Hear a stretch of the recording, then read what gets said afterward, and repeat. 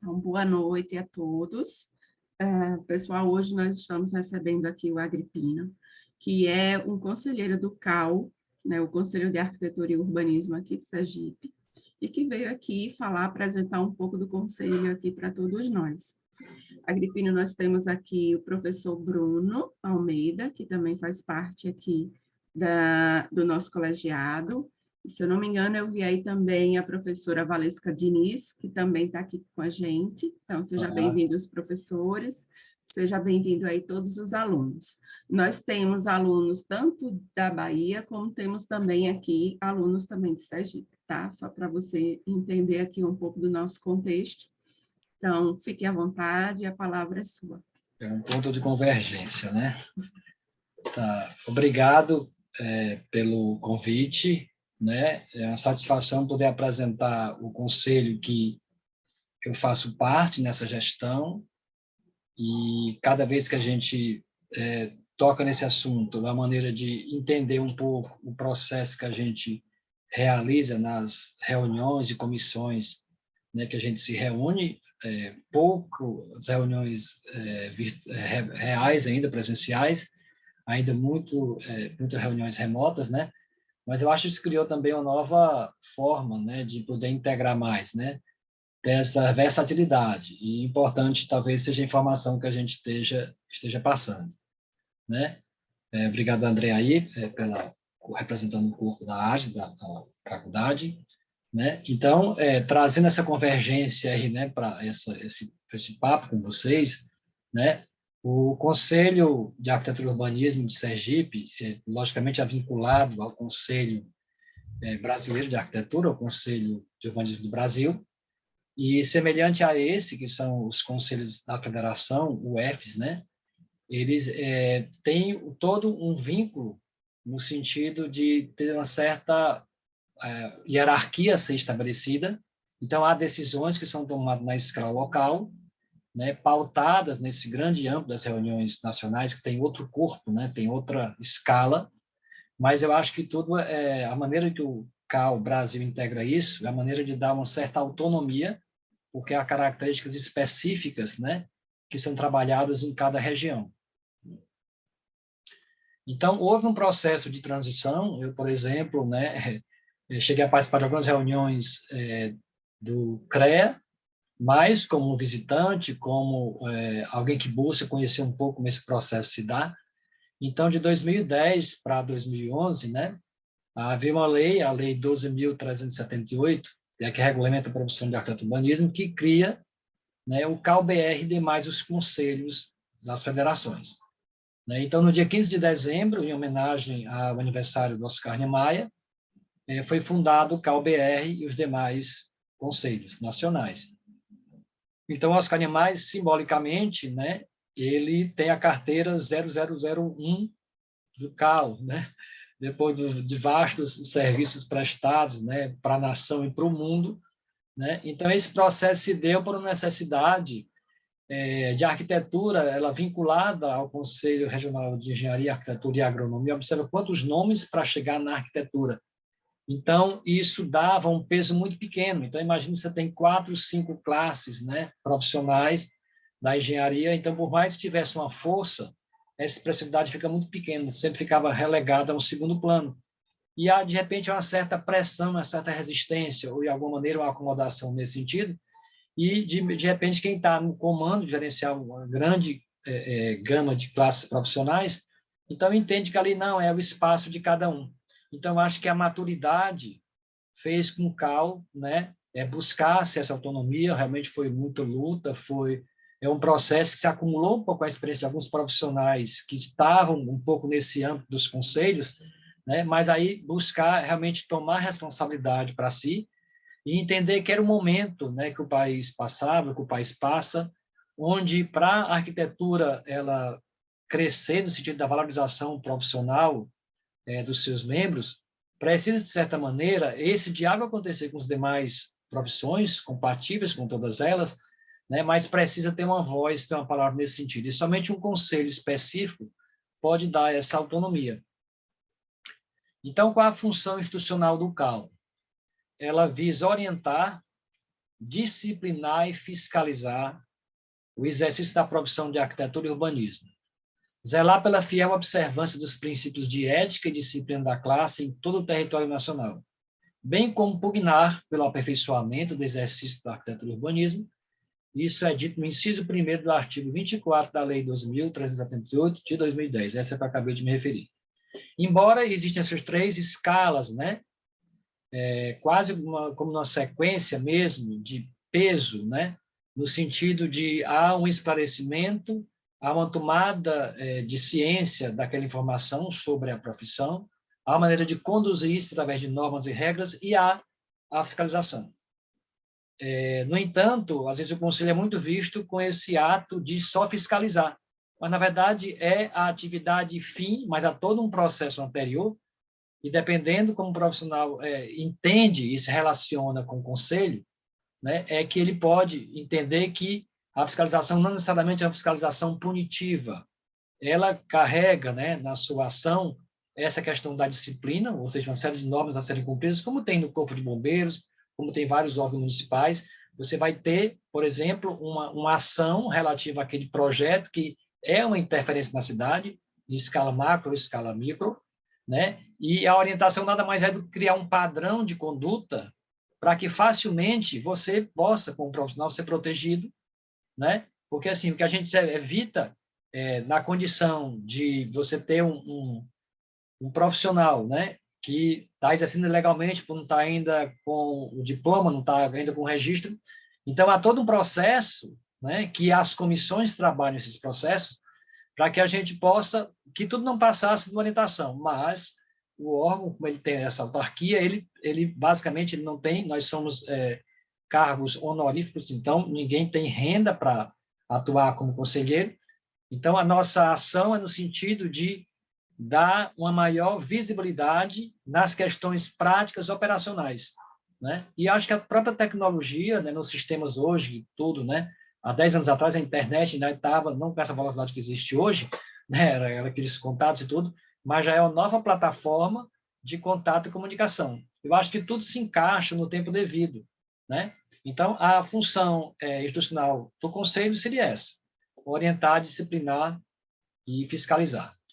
Então, para que cada profissional possa exercer legalmente sua profissão, ele tem que, obrigatoriamente, ter esse registro no CAU, né? É um processo, é a sua carteira, né, digamos assim, é o seu vínculo, né, no sentido da responsabilidade de poder atuar, de poder ser valorizado, né, de poder usar os recursos e meios, né, que o próprio conselho pode dar, porque quando o profissional ele entra no mercado de trabalho, né, há toda a diferença de ele ter um convívio acadêmico, ele está no aprendizado, ele tem uma relação direta com os professores, ele tem um conhecimento à mão, ele está lidando com a ciência, com a informação, e na hora que ele rompe essa barreira, onde ele entra no mercado, ele entra no mundo profissional, então o conselho é esse grande, digamos assim, cenário, né, onde ele vai trocar as primeiras informações, vai se apropriar, né, das questões legais que envolvem a profissão e vai ter todo o respaldo, né, montado, né, no corpo dessa instituição, né? Então, os profissionais, para ter esse registro, eles têm que ter diploma de graduação em arquitetura e urbanismo, né? A arquitetura é um curso que, como vocês sabem, né, ela é em média 5 anos. O conselho é uma peça fundamental na sociedade, onde há maior controle, supervisão e orientação disciplinar todos sobre os profissionais habilitados. Então, você é visível como profissional quando você tem um registro no CAU. Porque até projetos, há trabalhos em menor escala, no nível muito particular, que isso aqui não vai passar pelo conselho, não vai passar por um registro, não vai passar por uma responsabilidade técnica, mas, no entanto, há todo o seu histórico, né? Depois, assim como no mundo acadêmico você tem o seu histórico universitário, né? Você vai ter agora o seu histórico a partir do seu acervo que você vai construir a partir das suas ações como profissional. Então, quais são as atribuições do arquiteto urbanista? São várias, né? A gente é de uma área de ciências sociais aplicadas, então a gente lida de maneira interdisciplinar com várias outras áreas de conhecimento. E termina, né, nessa compatibilização, além do lado criativo, da versatilidade que a profissão fornece. Então, a gente pode ser projetista, a gente pode trabalhar executar projetos, desenvolver projetos, e aqui há toda uma gama de natureza nesse cunho projetual. Você pode desenvolver projetos a partir de concepção, você pode chegar ao detalhamento de projetos executivos, você pode estar responsável pela legalização desses projetos, e aí existe isso na área, por exemplo, da produção desse objeto, que é o produto, que é o projeto arquitetônico. Mas o profissional também, ele está habilitado, né, para executar o projeto.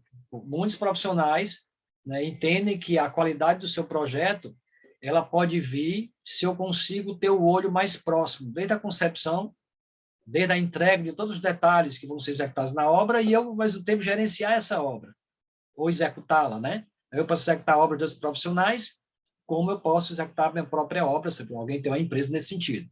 E a gestão é justamente esse processo, né, de fazer esse elemento que sai, digamos assim, do papel, que hoje não é mais papel, é tudo digital, né, virtual, é tudo com parametrização de dados, até chegar àquele produto final, que o projeto arquitetônico ele é o produto existente real. Caso contrário, são projetos não executados, né? São projetos que viraram peças teóricas, referências, né? Mas o projeto de arquitetura é o projeto real. Então, para que ele seja viável, para que ele exista, essas etapas de execução e gestão naturalmente passam, né, na vida útil, digamos assim, da obra que sai do canteiro de obra até a entrega desse produto, né, e profissionais habilitados de outras áreas também, mas especificamente nesse caso aqui da arquitetura, também é possível essa habilitação. Então, tem área também de meio ambiente, planejamento regional e urbano. As atividades especiais em arquitetura e urbanismo, ou seja, entra no âmbito, por exemplo, o urbanismo é mais complicado você trabalhar numa escala individual. Geralmente, são atribuições que vêm de um corpo, de uma política pública, onde existe um corpo de arquitetos ou urbanistas que trabalham na cidade, né? Diferentemente da escala de quem trabalha, por exemplo, com arquitetura de interiores, com mobiliários, né? Com paginações, né? Com cenários. Então, há uma escala onde essa individualidade ela é menos marcante, mas, no entanto, há todo um conhecimento teórico que envolve esse conhecimento. É uma área, digamos assim, macro, é trabalho do tecido social da cidade. O ensino e pesquisa, no caso, por exemplo, eu já estou no mercado por muito tempo, lá em Fortaleza, né? Mas estou aqui em Aracaju há 20 anos, mas hoje eu sou professor da UFS, né? No curso de Arquitetura e Urbanismo, e tem a questão da pesquisa, né? Que vincula a pesquisa, a extensão e o ensino, né? Esses pilares do conhecimento acadêmico, né? Então, algumas universidades, né? E é interessante que haja isso, né? Tem muito do corpo profissional, né? Professores dos cursos de arquitetura que, logicamente, trazem a sua experiência e bagagem do mercado como informação e conhecimento prático, porque, essencialmente, um projeto que, para existir, ele precisa ser real, então existe toda uma questão prática envolvida nessa condição. E planos que podem ser planos diretores. Eu, por exemplo, trabalhei em 1999, né? No plano diretor da cidade de Pacajus, no Ceará. Eu morava lá, né? Então, foi um projeto que já fazem mais de 20 anos, e esse projeto, exatamente, ele tinha um período de 20 anos. Então, são várias atribuições profissionais, fora as que não podem ser classificadas aqui, alguém que faz cenário, alguém que faz, por exemplo, estandes, né, de feiras, são muitas possibilidades, né? Então, ela é muito ampla e muito versátil, né? Então, a resolução aqui, quem clicar no QR Code, viria essas resoluções que atestam as atribuições. Houve algum questionamento, porque, às vezes, algumas atividades estabelecem uma fronteira entre qual a atribuição do arquiteto, do design de interiores, do engenheiro que pode projetar, o arquiteto que pode construir. Então, há algumas dessas noções. Mas, na hora que se torna uma coisa mais específica, aí vai caber a cada um se aprofundar nesse ramo de formação. Então, vamos supor que eu saiba calcular e faça uma edificação. Porém, se eu for fazer um prédio de multipavimentos, é provável que eu contrate uma empresa especializada numa escala de complexidade muito maior. Mas essa interação, esse conhecimento, que divide as áreas de comunicação, é muito importante, porque você, para projetar, se envolve de maneira multidisciplinar outros campos de conhecimento, você tem que ter alguma noção básica para saber exatamente o que você está propondo de forma conceitual, na tua atividade como arquiteto. Isso falando em termos de projeto, né, nesse primeiro item. Bom, travou? Vocês estão me Não, ouvindo? não, está tudo normal, Agripino. Pronto. Então, agora, as competências dos conselhos, né, a nível nacional e a nível das federações, né, para os estados. Então, no CalBR, ele atua, a competência é atuar como órgão legislativo, então ele estabelece todas as regulamentações das leis, aprovando resoluções que devem ser respeitadas no exercício profissional. Então, comparando, né, em contrapartida, a federação vai ser fiscalizar o exercício profissional de arquitetura e urbanismo, fazer julgamentos éticos em primeira instância. Então, observe que são duas coisas que estão muito próximas, né? A lei, que é colocada, que é escrita, né? E a ética que vai, né, no primeiro momento, vai guiar os profissionais sobre essa legislatura, digamos assim. Então, cabe é julgar em grau de recurso as questões decididas pelos fiscais da federação, por exemplo, processos éticos. Então, às vezes, o conselho local julga, mas, numa instância superior, o parecer final é dado, dependendo do caso, pelo CalBR. E homologar regimentos internos e prestações de contas e garantir o funcionamento dos CAUs das federações. O que seria essa garantia de CAUs? A gente tem um país muito diverso, né? Então, você pode ter, aqui eu acho que são 1.400 profissionais, vai já aparecer esse número, mas no Brasil é muito maior. Então, você, por exemplo, você vai ter vários CAUs em São Paulo, 4 ou 5. Então, você tem uma gama, né, uma quantidade muito grande de profissionais.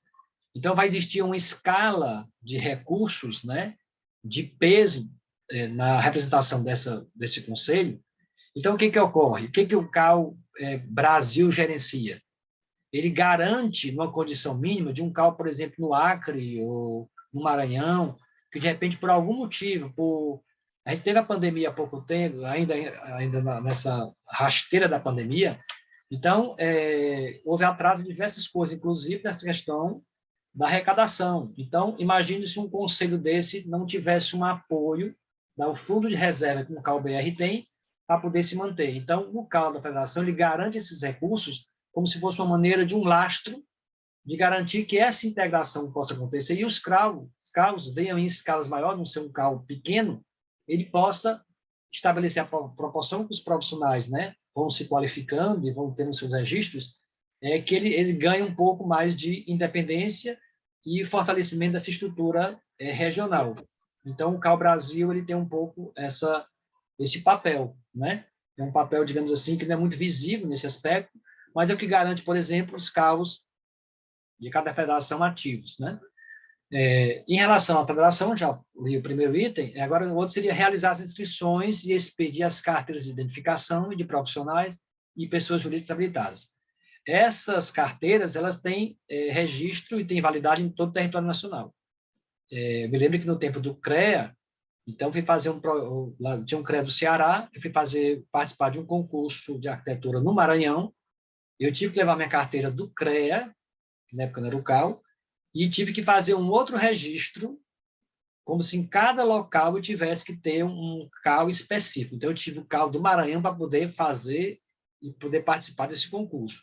Essa carteira de inscrição nacional, então, ela é única, no sentido de ter essa equidade de eu poder utilizar as minhas competências profissionais em qualquer estado do Brasil, né? E aí, do ponto de vista local, né, que envolve aquele ato da fiscalização com as atividades, né, institucionais do Conselho, ele vai emitir anuidades, multas, quando existirem, certidões, registro de responsabilidade técnica, é o RT, e o RDA, que é o recurso de direitos autorais, que não é muito comum a questão do direito autoral, né? Até porque a gente sabe que na hora que você faz um projeto, depois de algum tempo, você pode dar baixa nesse projeto, um outro profissional pode vir e modificar totalmente, porque ele já encerrou a sua participação naquele processo. Mas, eventualmente, supor que você cria uma peça, um mobiliário, você pega algum componente novo do ponto de vista da arquitetura, e que você quer, entendendo que aquilo seja uma coisa genuína, você pode, de certa maneira, registrar isso em direitos autorais. Mas são algumas das atribuições que classificam muito a questão local, regional, né? De repente, alguém lá, um arquiteto lá, por exemplo, na Amazônia, né, resolve descobrir uma maneira de encaixe de um telhado feito com as madeiras locais e entende que vai, se nunca foi feito isso, ele vai estabelecer um RDA, né, para um registro de direitos autorais, responsabilidade sobre esses direitos, né, para ter o domínio desse conhecimento. Né? E é muito comum também, né, situações que às vezes o conselho reconhece como saber notável, né, notório saber, que é quando especificamente você vai registrar isso, né, por uma questão autoral, para garantir a autenticidade da sua criação, né? Aqui a gestão de 2021 a 2023, né? Tem um quadro faltando ali, mas o César já entrou nesse grupo, acho que alguém precisou sair logo no início, né?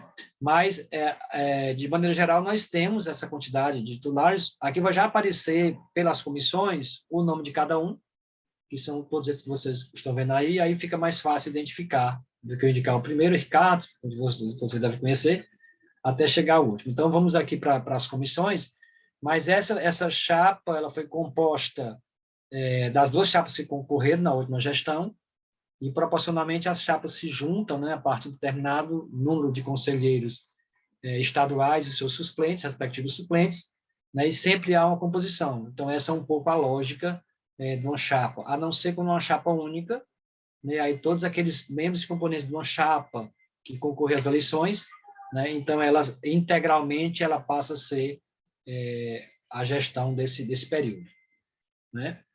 Bom, aí nós temos 9 conselheiros estaduais titulares, um conselheiro federal titular. Nós temos as comissões permanentes. A Comissão de Ensino e Formação, tem a sigla de CEF, a Comissão de Ética e Disciplina, SED, a Comissão do Exercício Profissional, CESP, Comissão de Organização e Administração, COA, Comissão de Planejamento e Finanças, CPFI. Então, por exemplo, no nosso caso aqui, né, estamos falando aqui com uma faculdade, então essa comissão discute, por exemplo, reivindicações ou propostas ou melhorias, né, integração, até entre as universidades, no sentido do que está sendo trabalhado em termos de grade curricular, do que está sendo proposto, né, como instrumento de valorização e de melhor inserção dos profissionais no mercado, então tudo isso é analisado por uma comissão desse tipo, né? A própria gestão dos recursos, onde é que vai poder investir, que cursos vão ser trabalhados, como é que pode criar uma divulgação maior, de repente vai lá, o Comissão de Planejamento e Finanças vai trabalhar isso. Questão dos processos, dos registros, né? Questão da organização e administração, a questão de verificar a legalidade da atuação de um profissional, né? O próprio acompanhamento para fiscalização de quantas obras e quantos registros foram feitos naquele período. Então, as comissões têm esse papel, né? E é distinguido desses conselheiros titulares e suplentes. Então, você vai ter os grupos, né? Vão já aparecer aqui, nacionais, e a gente apresenta esses conselheiros. E temos comissões especiais, no caso, existe a CEPOA, que é a Comissão Especial de Política Urbana e Ambiental, né? Bom, aqui aparece o Conselho Conselheiro Federal titular, que é Ricardo Soares Mascarello, e a suplente conselheira Karine Santiago Almeida, né? Então, o Ricardo faz parte da CEF, né? E do CEPOA e do CAUBR. São essas duas comissões. Aí nós temos a presidente do CAU, Heloísa Diniz de Rezende, e o vice-presidente, Hugo Lobão Alves. Aí nós temos agora a distribuição das comissões. A comissão é formada por um coordenador. Esse coordenador tem que ser um conselheiro titular. Aliás, os 3 que estão na faixa de cima são titulares. No caso, eu sou suplente. Os que estão abaixo são suplentes dos respectivos nomes que estão aí. Então, por exemplo, Ítalo Sérgio é suplente do Leonardo Ribeiro Maia. Então, se o Leonardo está como coordenador da Comissão de Ensino e Formação, então o Ítalo Sérgio acompanha nessa comissão. Aí há um coordenador adjunto, no caso Eduardo Rodrigues, e há um membro para completar, digamos assim, o quórum dessa comissão. Aí para Eduardo, a suplente é Rosemary, né? E para o Lobão, Agripino, que sou eu. Aí temos a Comissão de Ética e Disciplina, sede. Aí temos a coordenadora Natália de Moura Barbosa, com seu suplente Macielen. Aí repete novamente, né? Se Leonardo participa como coordenador adjunto, o seu suplente acompanha nessa comissão, então o Sérgio, e coordenadora adjunta Shirley e a suplente Caterine de Paulo. Isso não quer dizer que os suplentes não têm atribuição, digamos assim, somente de acompanhamento da produção que essas comissões trabalham. Há atividades específicas que podem ser trabalhadas, ou seja, forma-se um time, né, apenas no sentido das atas ou quando um titular não pode comparecer a uma pauta de reunião, a uma plenária, então o suplente substitui para a questão de voto. Mas, do ponto de vista dos grupos de trabalho, isso é um time, independente de ser titular ou ser suplente.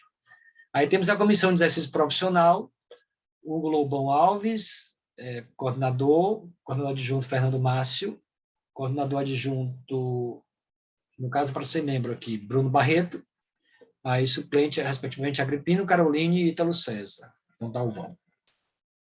Aí mais uma comissão de organização e administração, Eduardo, coordenador, Shirley e Leonardo, fazem parte do corpo dessa comissão, e, respectivamente, Rosemary e Catarina de Paulito. Então, observem que, dependendo da nossa disponibilidade, a gente pode participar de mais de uma comissão. Geralmente, é uma comissão que a gente se identifica, ou tem atividades, ou tem trabalhos, ou pela universidade, ou a empresa que trabalha, ou no escritório que trabalha, que pode melhor contribuir para as questões que são discutidas em cada uma dessas comissões. Ou seja, é uma questão múltipla, né? De modo que as comissões tentam atender todas as reivindicações e demandas que o Conselho necessita. Comissão de Planejamento e Finanças, Shirley, Eduardo e Leonardo, respectivos suplentes, Catarina, Rosemary e Ítalo Sérgio. E a CEPUA, né? Shirley, Bruno, Fernando, Catarine, Ítalo e Caroline. Aí temos aqui os colaboradores, são funcionários que diretamente, né, trabalham no Conselho, seja qual for a gestão, né, enquanto se forem contratos temporários ou permanentes, né? Então, nós temos o David, diretor administrativo, Rana Oliveira, gerente de operações, Katiuska, administração financeira, Danilo, assistente de atendimento, Mileise, secretário da presidência, e Suzane Almeida, agente de fiscalização.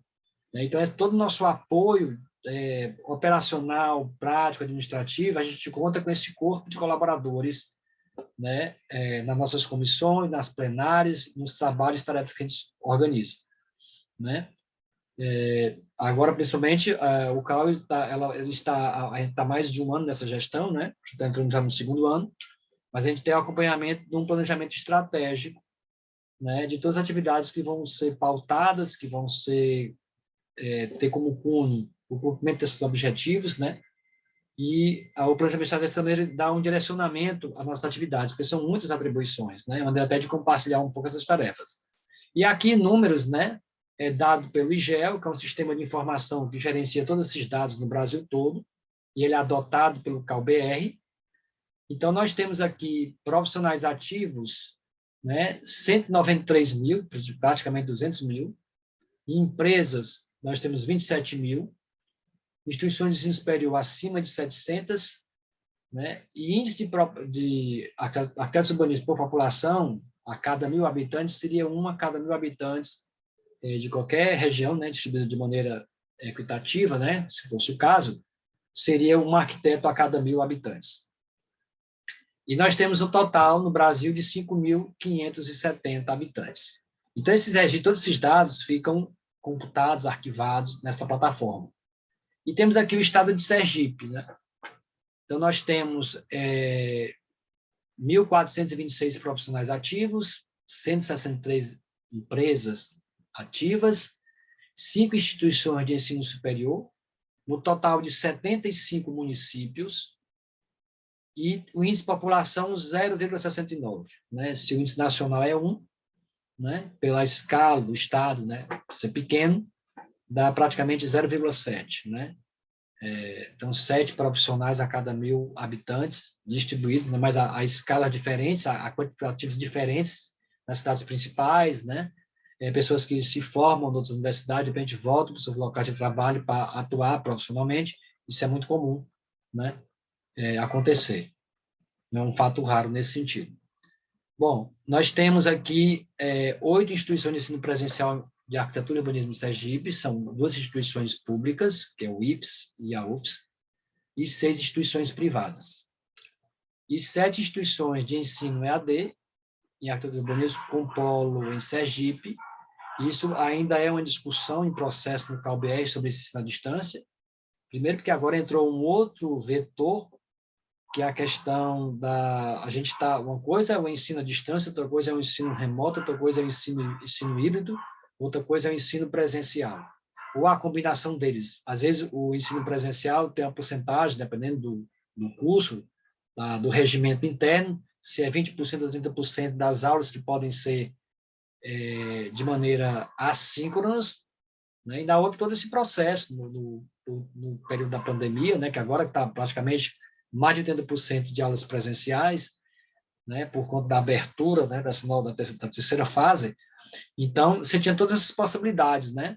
Mas ainda é uma discussão ampla, ainda não existe muitos parâmetros concretos de longo prazo, digamos assim, porque há uma pressão muito grande para que isso ocorra. No entanto, a gente tem, como questão conceitual, a gente entende, né?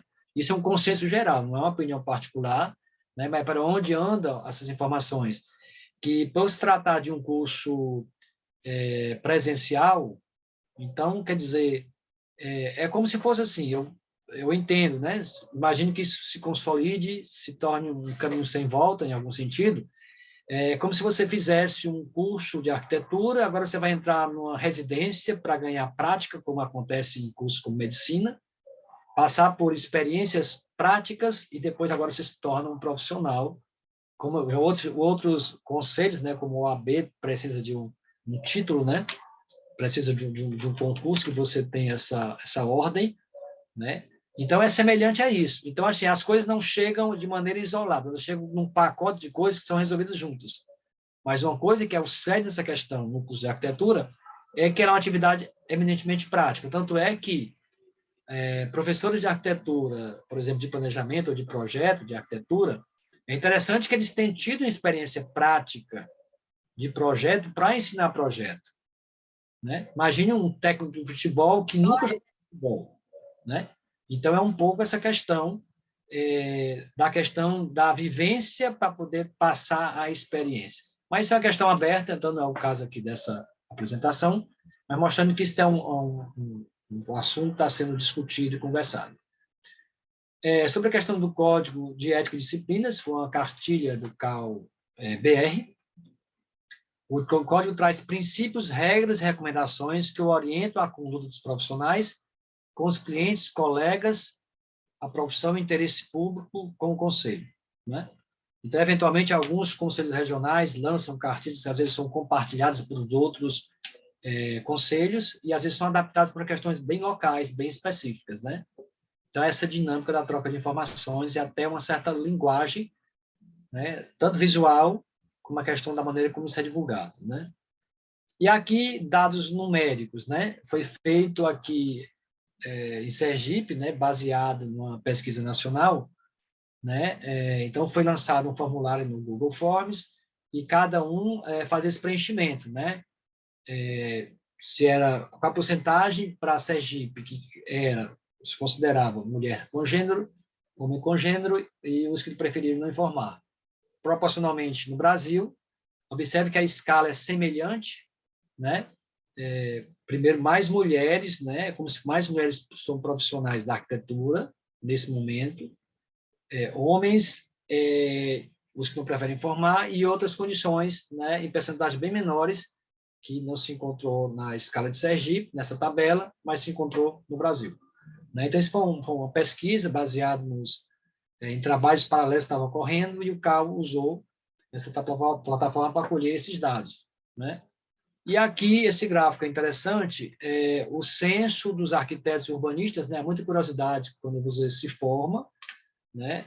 Vocês que são estudantes que estejam aí, como é que vai atuar no mercado? Foi mostrado há alguns slides atrás, as profissões, ou quantas habilidades ou competências o arquiteto pode ter, e como é que ele se distribui no Sergipe, como é que se distribui no Brasil. Observe que começa até a quinta coluna, as colunas são idênticas. Nós temos a arquitetura de interiores como uma atividade, né, que abriga maior número de profissionais, 68%. Aí você tem isso em interiores, você tem isso na escala de Sergipe, tem escala do Brasil. As porcentagens são variantes, mas o que é interessante, essa comparação, é perceber que são semelhantes. É como se fosse, como é que a arquitetura hoje no país possa dizer que mais de 60% dos profissionais atuam na arquitetura de interiores. Tem uma razão lógica para isso. Primeiro, essa escala de trabalho individual, ou seja, de repente, como arquiteto de interiores, eu posso montar uma pequena estrutura com outro sócio, com um estagiário, né, com alguém que trabalha com digitação e tal, de repente eu monto uma estrutura de projeto, né, monto uma MEI, uma micro empresa, e se imaginar o seguinte, se eu tenho um edifício de 20 andares, e se tiver 2 apartamentos por um prédio como esse, potencialmente eu tenho 20 projetos de interiores, eu só tenho um projeto de arquitetura. Então, tem uma lógica também nesse sentido. Né? E aquela história, quanto mais torna-se complexo o componente ou produto arquitetônico daquele profissional, mais a equipe precisa ser multidisciplinar, mais precisa de um corpo, né, de maior quantidade de pessoas. E maior exige, por exemplo, uma estrutura melhor adequada. Então, para eu fazer um projeto, sei lá, de um edifício, de uma fábrica, é muito complicado eu fazer isso no prazo que o mercado exige, em 2 meses, 3 meses. Né? Posso até fazer, mas com uma equipe eu consigo fazer isso. Né? Então, esse gráfico mostra um pouco isso, mas a partir da quinta coluna, então temos a arquitetura de interiores na primeira ordem, depois a arquitetura de urbanismo, a concepção de projetos, a arquitetura de urbanismo, a execução de projetos, outras qualificações, a arquitetura paisagística. Aí, na hora que chega a comparação, a partir da sexta coluna, aí, por exemplo, em Sergipe já é o ensino, com 13%. O ensino vai aparecer na sétima coluna no Brasil, com 11%. Aí vem planejamento urbano regional, né, que vem na sexta colocação no Brasil. Então, você tem algumas diferenciações. Então, na hora que começa a também ficar muito específico, essa porcentagem é menor, porque o movimento do mercado são com a quantidade de profissionais que trocam informações naquela seara. Então, por exemplo, quantos eventos existem na arquitetura no Brasil que trabalham a questão desse intercâmbio de informações na arquitetura de eventos, de casa-cor, ou divulgação de exposição, né, de mostras e tudo, já é um pouco mais silenciosa, digamos assim, a arquitetura de projetos. Eventualmente, você vê grandes profissionais, né, recentemente, né, no Brasil, ano passado, alguns, né, partiram, né, Rui Otaki, outros, né, Paulo Mendes da Rocha, mas, assim, são esses ícones e referências que se formam ao longo de anos de profissão.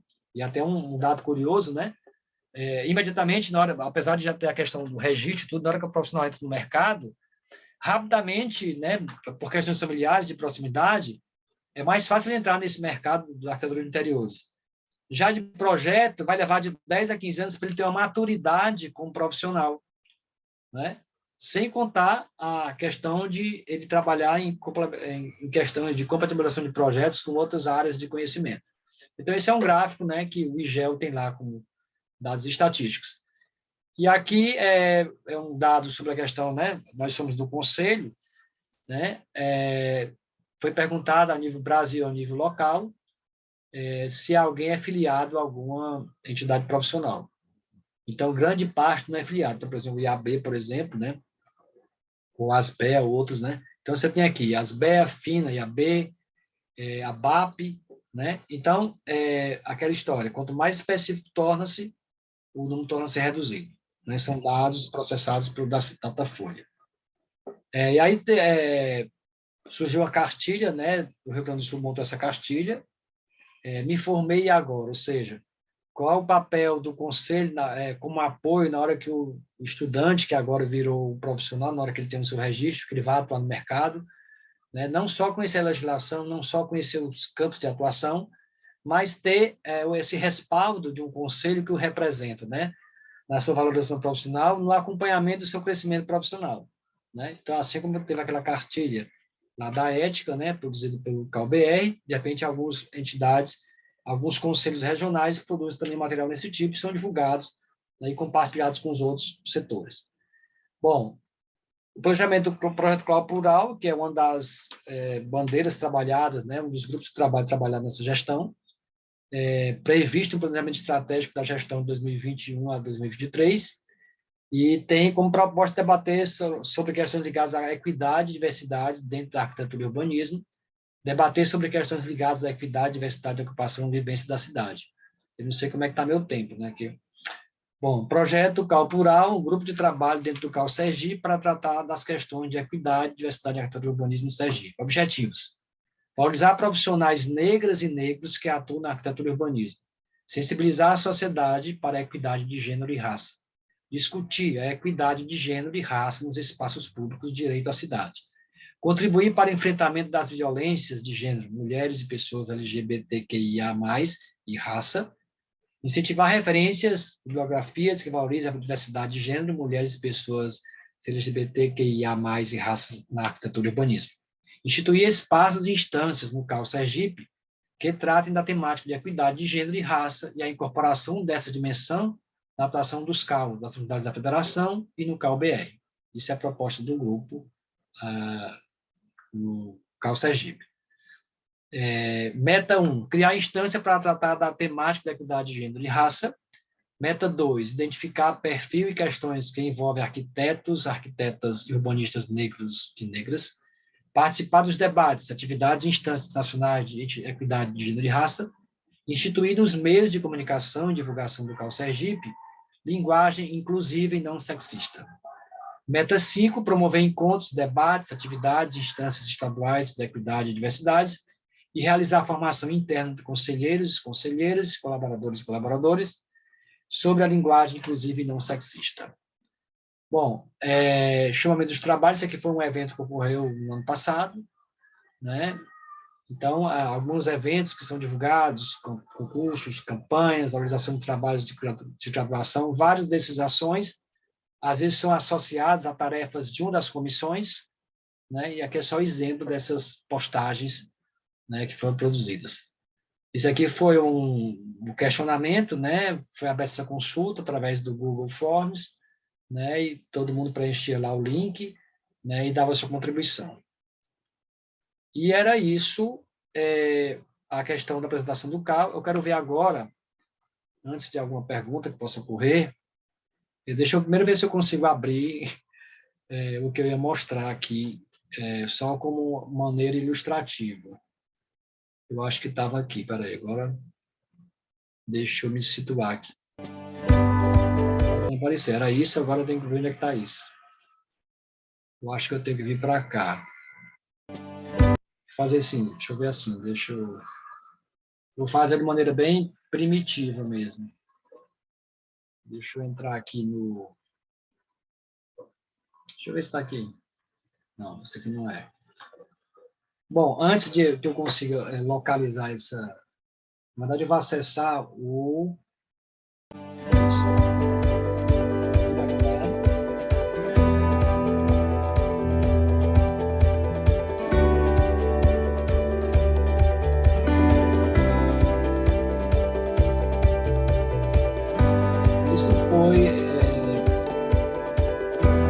No Instagram, o evento da Rede Nacional do Patrimônio Histórico. Eu tinha essas indicações, que eu fiz ao longo de 4 anos, e aí foi assim que ele apresentou alguns locais, assim,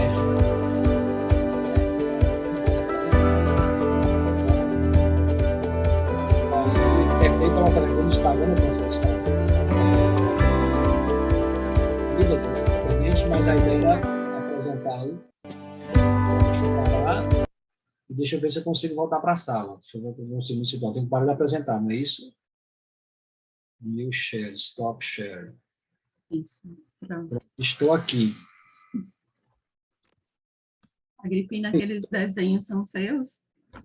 São, eu fiz esses desenhos, né?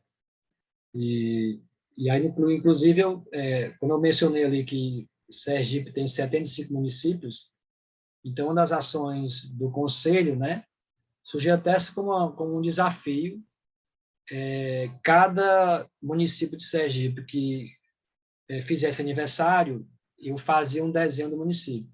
E foram 75 desenhos que passaram o ano passado, né? Quer dizer, são apresentados no CAU. Se você chegar no Instagram do CAU, naquele dia do aniversário do município tem esse desenho. Então, juntou um pouco assim, né? A informação, o conhecimento de um e tal, e saiu montando. Aí o pessoal, vamos fazer alguma coisa para o patrimônio. Sim. E aí, no caso, a gente fez isso. Então, assim, são ações bem particulares, né? Assim como o Rio Grande do Sul fez uma cartilha sobre, sei lá, uma acessibilidade, outra coisa, de repente o CAU Sergipe fez isso, né? O correio, esse material estava praticamente pronto, né? Mas o conselho tem um pouco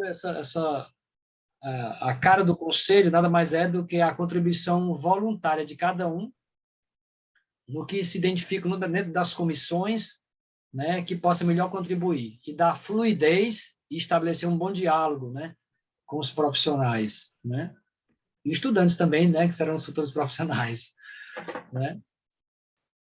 Sim, sim. Agripino, muito obrigada. Pessoal, fique à vontade para fazer as perguntas, tá? Pode abrir o microfone, eu sei que tem perguntas aí. Esse é o momento, tá? De estar tirando as dúvidas aí sobre o conselho, né? Que vocês nos perguntam, então aproveita aqui, Agripino, para fazer as perguntas. Oi, Daniel. Olá, Daniel. E aí, Agripino, como é que tá, rapaz? Tudo bem? Olá, rapaz, tudo bem? Bom revê-lo, bom revê-lo. Realmente. Tudo bem, né? Tudo. Bom, Agripino, primeiro dizer que é um prazer, né, te reencontrar, né, e dizer que foi realmente uma explanação muito interessante sobre CAL, e eu acho que é importante a gente acabar se aproximando um pouquinho dos alunos, para que eles entendam um pouquinho da linguagem que os aguardam quando sair da universidade e até mesmo dentro da universidade, né? Porque eu sempre digo que o estudante de arquitetura, e como todos os outros universitários, são profissionais em formação. Então, é importante, né, que eles tenham esse acesso todo aí a essas informações e que também sirva como um incentivo para que eles, desta maneira, visitem, conheçam melhor o CAU, contribuam também com o CAU. Alguns não sabem, outros sim. Eu já fui conselheiro lá no CAU, na gestão anterior, entendeu?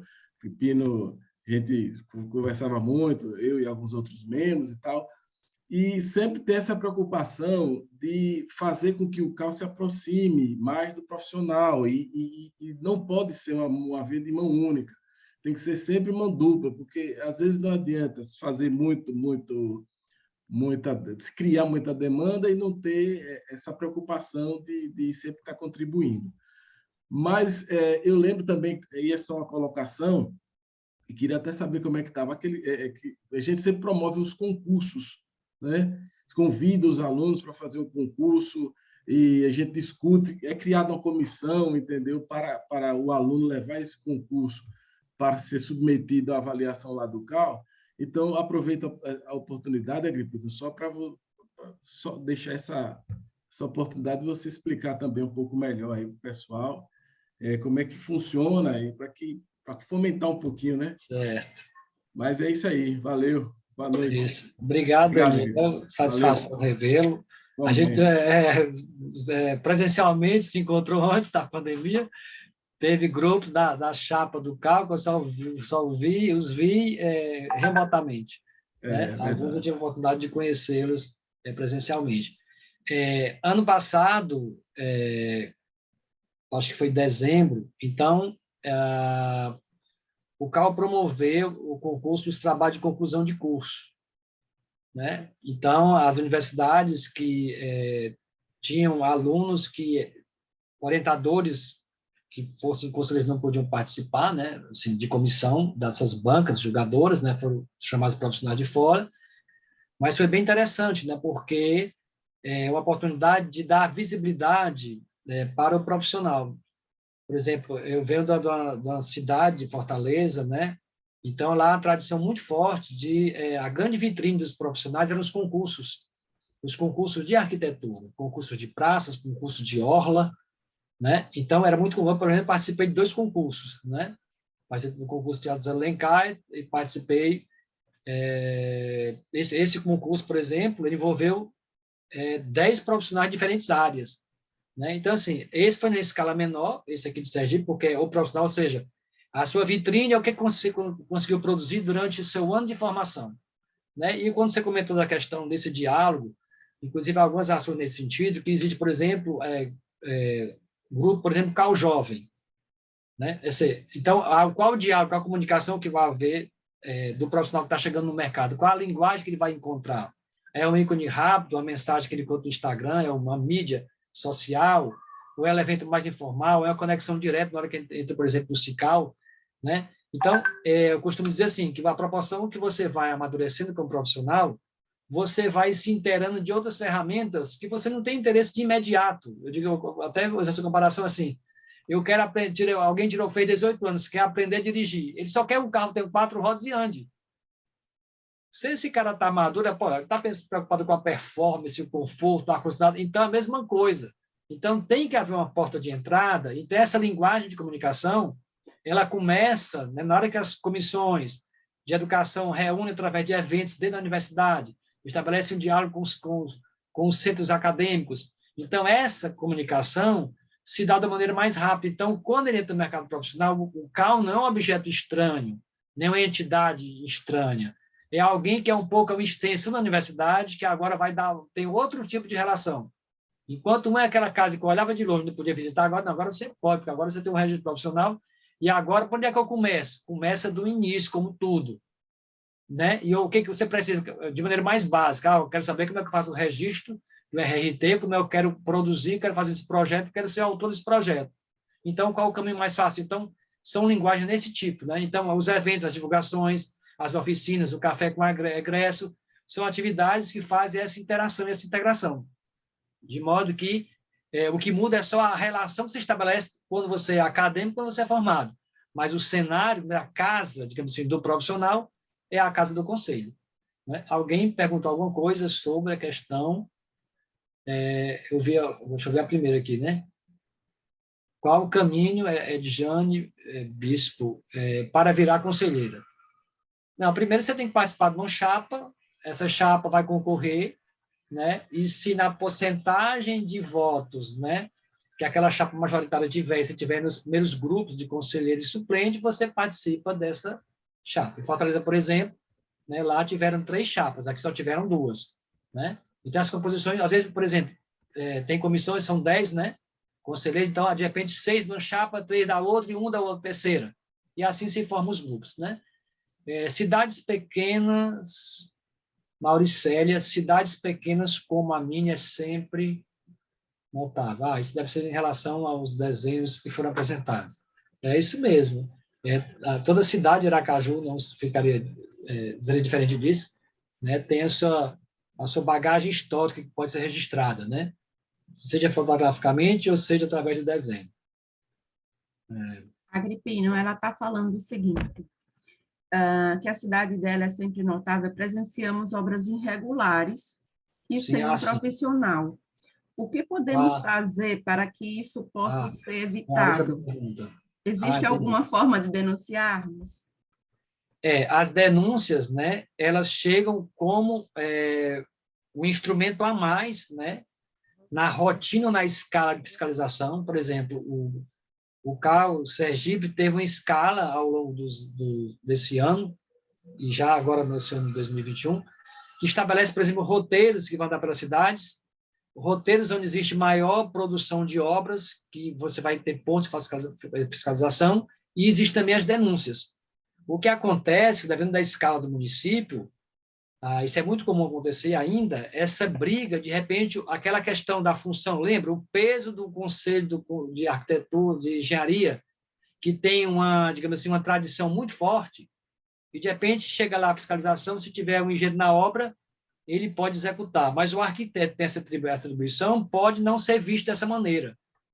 Então, termina que há essa questão da irregularidade. Por outro lado, né, muitas vezes a própria estrutura de poder dar conta, né? Se não tiver uma denúncia, por exemplo, vai ter uma denúncia em Barra dos Coqueiros. Se não tiver uma denúncia relativa a isso, Barra dos Coqueiros só vai entrar ali na hora que chegar no roteiro.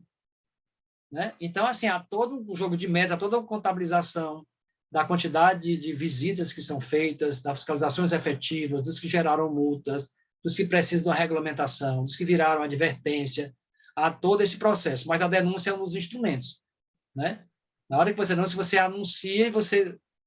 porque, olha só, nessa questão da escassez do tempo, da limitação, eventualmente, que pode acontecer, da quantidade de fiscais, da quantidade de veículos de deslocamento, né? Então, assim, a denúncia... Ou então, por exemplo, está sendo feito, que a publicidade lançou, está sendo feito um condomínio novo na cidade tal. Então, o CAU estabelece para saber, daqui uma visita programada, para saber se tem fiscalização, se está tudo regularizado, se tem profissional na obra, e assim por diante, né? Mas na cidade pequena ocorre muito isso, porque ainda a questão da autoconstrução, a questão, por exemplo, e até envolve isso aqui, até a questão do espaço do profissional. Então, você tem uma cidade pequena, de repente pode ter um engenheiro tomando conta de tudo, porque às vezes ele executa, o arquiteto só não executa, só faz o projeto, né? Por isso que alguns arquitetos que têm essa atribuição, eles podem, né, abraçar essa nova qualificação, essa competência, por conta até da questão de concorrência de mercado, né? Mas a ideia, assim, em relação à questão do CAU, eles fazem um roteiro, né, baseado na distância, quantas cidades, municípios são próximos, quantos municípios dá para visitar no mesmo dia, quantas obras previstas, quantos arquitetos naquela cidade. Então, essa quantificação direciona para você ter mais efetividade, porque não é um rastreamento fino. A ideia é, de grosso modo, você ter uma efetividade, vamos supor que só seja possível fazer, por exemplo, 200 fiscalizações no ano. Então, você vai buscar ser efetivo nas 200, de repente você puder estar fazendo 500. Mas eu não posso sair numa sequência cronológica e sair num roteiro indefinido. Não. Então, a programação vai muito em cima dessa questão das prioridades, certo? Mas ainda é um problema a questão de obras irregulares. É uma realidade nossa ainda no Nordeste, do país em si, né? Isso mesmo. Mais alguém? Alguma pergunta, gente? Agripino, só assim para reforçar, a nossa fiscalização aqui é até muito eficiente, né, comparada à média brasileira, entendeu? Então, o problema é que a demanda também é muito grande, Isso. né? Então, a gente vive sempre correndo, né? Eu lembro que, na época, eu estava na comissão de exercício profissional, então sempre tinha isso. E o pessoal ia lá, mostrava as metas estavam sendo cumpridas, a interiorização começou a ficar forte ali naquele... Né? É uma coisa que a gente se preocupa sempre muito, e vocês também deram continuidade.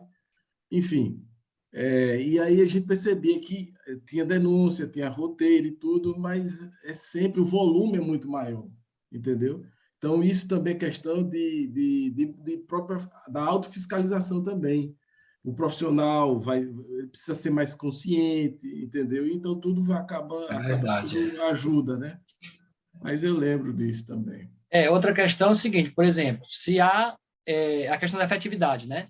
Por exemplo, na hora que se estabelece que eu vou visitar municípios, que eu possa fazer no circuito 3 municípios num dia, se eu consigo, por exemplo, um equipamento, um tablet, um programa que eu consigo rapidamente gerar esses dados, transmitir esses dados para que eles sejam processados, para que sejam averiguados. Então, eu estou ganhando efetividade.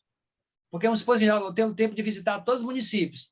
Mas o processo demora demais, até computar os dados, ir para o sistema, arquivar essas informações, ter uma plataforma de acesso imediato, ter uma consulta em relação a isso. Então, a maneira de compensar isso, no que é a questão física de deslocamento, né, fiscalização presencial, os equipamentos que vão dar suporte ao arquivamento dessas informações. É um conjunto de coisas, né? Agripino, o aluno Daniel colocou o seguinte aqui. O arquiteto recém-formado passa por dificuldades para saber precificar seu trabalho. Como é que o CAU poderá nos ajudar nesse quesito? Obrigada. Daniel, só pegando um paralelo, né? Na época ainda, aliás, logo no início do CAU, né, que foi 2010 e tudo, então, um dos primeiros CAUs que fez essa tabela de atribuições, de precificação, de, né, quantitativos, né, de honorários, era a tabela de honorários sobre o Espírito Santo. E essa tabela terminou sendo divulgada, assim, o pessoal do Ceará usava como referência. Agora, sempre tem que haver uma adaptação para isso. O grande questão dessas tabelas é que, às vezes, se coloca da maneira como deveria ser, como é que o arquiteto deveria receber e, na verdade, o que é a realidade. Então, isso ficar de uma maneira muito díspara, o que vai acontecer? Termina aquela tabela não sendo efetiva. Então, às vezes, se utilizar, por exemplo, a questão do CUB, né, o custo unidade básica de construção, como metragem, para o padrão médio, alto, que é uma coisa que vem da engenharia. Mas alguns CAUs, alguns conselhos já têm planilhas, né, fazendo toda essa distribuição de todas as atribuições, só que às vezes termina ficando muito complexa, né? Então, uma referência que se utiliza em relação a isso ainda é a relação do custo percentual da obra. Digamos assim, que hoje, né, o corretor ele tem rendimentos de 4 a 5% do custo de uma edificação, do empreendimento. A faixa de ganho do profissional da arquitetura deve ser nessa faixa. Às vezes chega a ser 2, 3%. Então, se você usa essa base, né, é uma relação de precificação. Porém, dada a complexidade de extensão da arquitetura, eu posso entregar uma proposta durante o projeto, eu posso entregar um trabalho de desenvolvimento, eu posso entregar um trabalho de detalhamento. Então, como existem diferentes escalas, e às vezes o cliente que não, eu quero só um layout da minha sala. Então, você não pode cobrar por um projeto que você vai quantificar a área daquele empreendimento, né? Então, tem até questão de reduções de preço em função de uma unidade que se multiplica, que eu consigo fazer uma reprodução dessa unidade. Então, uma referência é imaginar esses 2, 3% do custo, imaginando um trabalho completo. Outra maneira de quantificar é o seguinte, é você trazer isso para a questão hora. Quanto tempo eu vou produzir? É uma questão mesmo de contabilidade. Quanto eu vou produzir esse projeto? Quantas pessoas da minha equipe vão disponibilizar de tempo para isso? Qual o custo do meu estagiário? Qual o custo da minha licença do meu programa, meu escritório? Qual é o lugar do meu escritório? Aí sim, essa obra, pelas horas trabalhadas, custa tanto. Eu posso estabelecer em função de custo. Porque é o que acontece? Se eu tiver uma maneira abstrata, ter uma tabela de custo, de alguma maneira você vai adaptar a alguma realidade. O que não pode é, por exemplo, você cobrar um preço aquém do mercado, porque você não se qualifica, você não gera projetos de boa qualidade. Eu costumo pensar assim, às vezes é interessante você ter um trabalho, eu sei que é muito difícil você da profissão, eu tenho um trabalho que eu vou ter tempo de estudar e produzir um trabalho bom e ganhar um valor que justifique o meu investimento em conhecimento, do que fazer a qualquer preço e aquilo não gerar de maneira rotatividade o meu crescimento profissional. Então, é melhor você fazer, não, se o cliente só pode pagar tanto, eu vou dizer que meu serviço, porque ele pode pagar, é só esse. Exemplo, o cliente quer fazer uma casa de 2 andares, mas ele quer pagar o preço do projeto só de um andar. Então, não, então eu vou te fornecer isso aqui. Então, você tem que ser profissional nesse sentido. O que você está oferecendo para aquele quantificativo? E aí volta aquela história do mercado. Tem uma rotatividade muito grande em projetos logo no início da profissão, de interiores, porque você pode ter várias escalas de preço. E esse preço pode ser perfeitamente quantificado em termos de horas. Porque essa tabela que eu consultava, tinha até assim, você tem 10 anos de formado, tinha um quantitativo por hora técnica. Né? E outra coisa interessante em termos de preço, quando eu fazia os meus preços de projeto, eu colocava os valores que davam. Vai custar R$5.000 esse projeto. Não. O valor é o seguinte, eu quantifiquei a hora técnica, tantas visitas, eu quantifiquei quanto tempo vou trabalhar no estudo preliminar, quantas reuniões eu vou participar para chegar a esse resultado, e o trabalho dá um valor, se dá um valor quebrado na porcentagem, aquele valor que eu entregava. E isso dá mais credibilidade. Né? Então, esse preço sendo justo, é o preço que você tem que cobrar. Se o cliente não pode, então você vai fazer a metade do trabalho. Mas não é a metade do trabalho incompleto, é uma parte do trabalho que é feito. E essa experiência de precificação se ganha um pouco na prática. Né? Na prática, eu digo assim, a prática de, eventualmente, você perder dinheiro porque você quis ganhar a oportunidade de fazer aquele projeto. De vez um outro, você vai pegar um projeto excelente. Então, pense assim, o que vai movimentar um escritório de arquitetura são os projetos comuns. Eventualmente, você vai ter aqueles clientes especial, aquele cara que veio da Arábia Saudita vai pagar para você fazer uma mansão para ele. Isso é uma coisa rara. Então, o que mantém o escritório são os pequenos projetos pela rotatividade, pela velocidade que eles ficam prontos e por ter um capital de giro no seu escritório. Mas a precificação começa por esse sentido. Pense inicialmente na questão do tempo-hora e da qualidade da sua hora para produzir aquele produto. Ok? Não sei se eu respondi. Obrigada, Agripino. Respondeu sim. eu estava lembrando o seguinte, que você comentou que o arquiteto, na verdade, ele começa a ficar realmente bom depois de 10 anos de formado, né? Ou seja, ter a experiência em projeto. Eles ficam muito ansiosos aí, né? Com relação a quando for sair da faculdade, a gente está tendo a nossa primeira turma saindo agora no próximo semestre, né? Eles estão aqui no 10º, então estão saindo, a primeira turma está saindo agora. E aí esse questionamento, né? Professora, o que é que eu vou fazer? Como é que vai ser? Olha, ansiedade é a flor da pele, isso mesmo, Edjane. Eu só posso falar um pouco da minha experiência, né? Então, eu me formei no Ceará e posso dizer que, olha, como foi um desafio tremendo. O primeiro projeto que eu peguei foi um projeto particular, assim, vou dizer assim, de casa. Era redistribuir os painéis no vitral. Eu passei uma semana pensando se ia sair bacana, se essa composição estava correta, se essa angulação está simétrica, se não estava. Era o meu mundo, era aquilo ali. Então, primeira coisa, aceitar o desafio. Segunda coisa, buscar um nicho no sentido de eu vou fazer uma coisa que não é que ninguém saiba fazer, é que talvez ninguém queira fazer. Então, teve um momento que o pessoal tinha muita dificuldade em fazer projetos, assim, às vezes eu via engenheiro, olha, eu fiz a casa completa. Não, eu sou engenheiro, eu vou construir. Aí chegava com a casa, assim, eu já visitava a casa, já estava pronta. E a pessoa não sabia como resolver o telhado. Eu disse, peraí, eu estudei telhado, eu domino esse conhecimento, quem vai fazer esse telhado sou eu.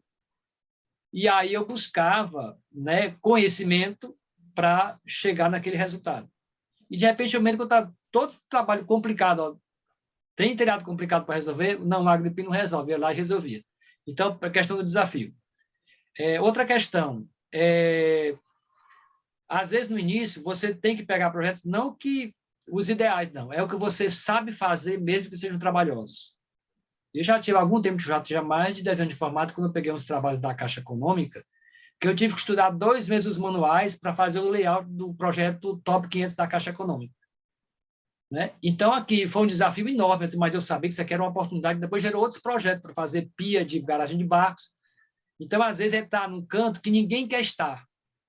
Essa é outra condição. E outra coisa é o seguinte, dá tempo ao tempo, não o tempo de ficar parado. É o tempo de aprender em cada experiência. Quantas vezes eu fui na obra que o cliente não me pagou a visita técnica, mas eu não queria ver aquele telhado dar errado.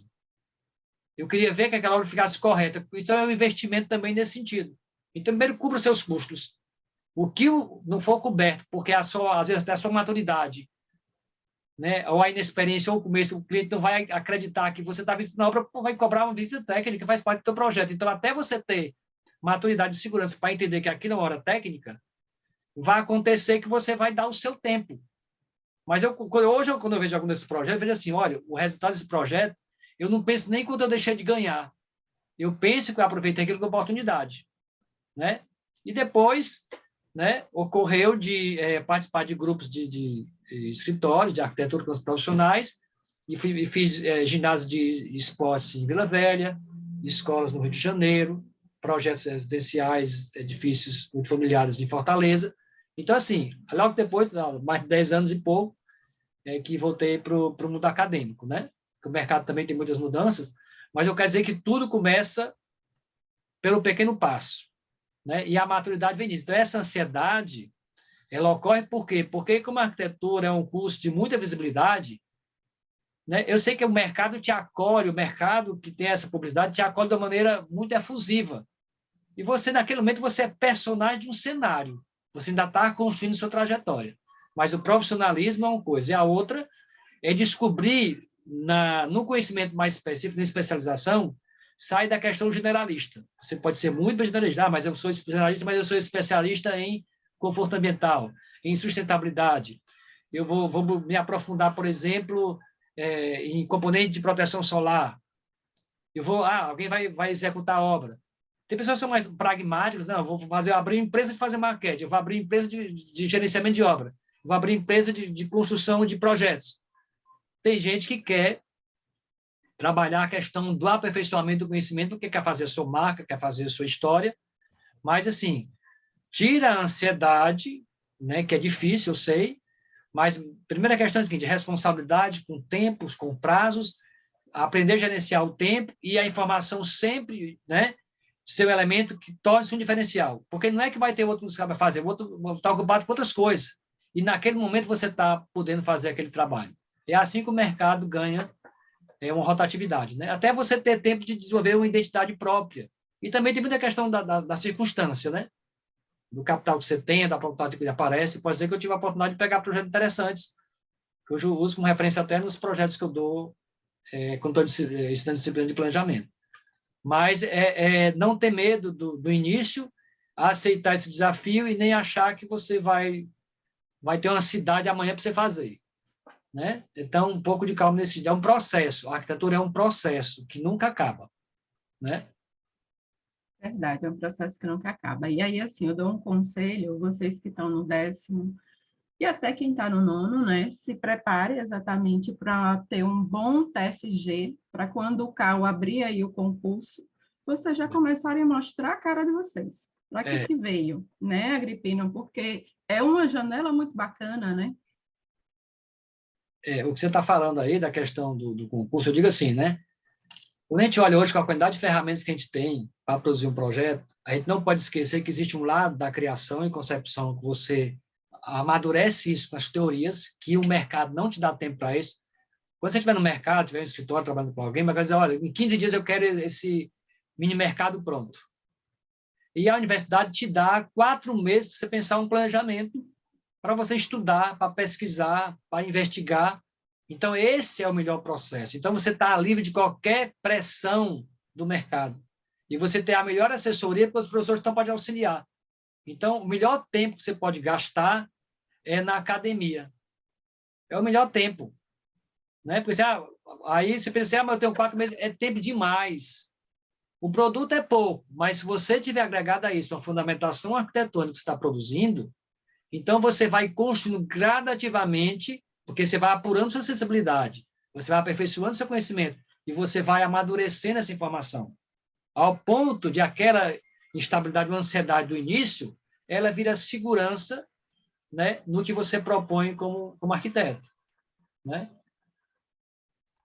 Pessoal, vocês ouviram aí, professor Agripino, também vocês ouviram.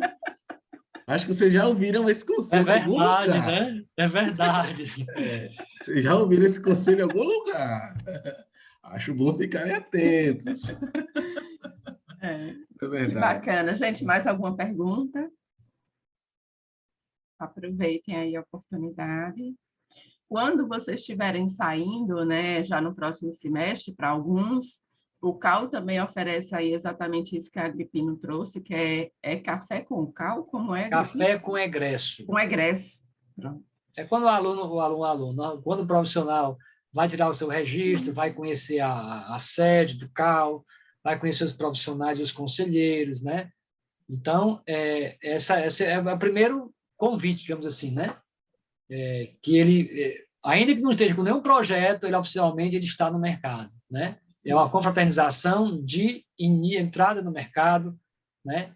De ver os colegas que estão junto com ele se formando. Então, geralmente isso acontece a cada ano, né? Depende dos eventos presenciais e tudo, né? Mas tem esse nome, Café com Egresso, que eu acho que foi herdado da outra gestão também, tinha esse nome, né? E é isso. Então, assim, esses contatos são interessantes, seja para informação técnica, seja para confraternização, seja para alinhar o que está acontecendo na cidade em termos de produção arquitetônica, desenvolver o pensamento crítico, desenvolver na universidade, se projeta isso como ferramenta, porque a arquitetura é um projeto, é um trabalho silencioso. Você aprende de maneira abstrata as informações, você vai estar isolado no seu escritório, na sua equipe de trabalho, produzindo, ou parte de uma equipe produzindo esse material. E você está naquele processo silencioso para produzir o material, que aí vai ter a visibilidade. Né? A visibilidade vai chegar quando a sua história chegar junto para o resultado daquele projeto. Então, não adianta colocar o carro diante dos bois. Né? É um processo mesmo. Alguma pergunta, gente? Podemos finalizar? Não? Então, Agripina, eu quero te agradecer mais uma vez pela tua presença, agradecer ao professor Daniel, ao professor Bruno, que está aí também, Valesco, que acho que não está mais, eu não estou vendo, mas agradecer também a participação aí dos nossos alunos, né, que nos acompanharam nessa Semana de Arquitetura, que está encerrando exatamente com esse bate-papo com o Cal. Muito obrigada aí pela participação de todos. Eu agradeço o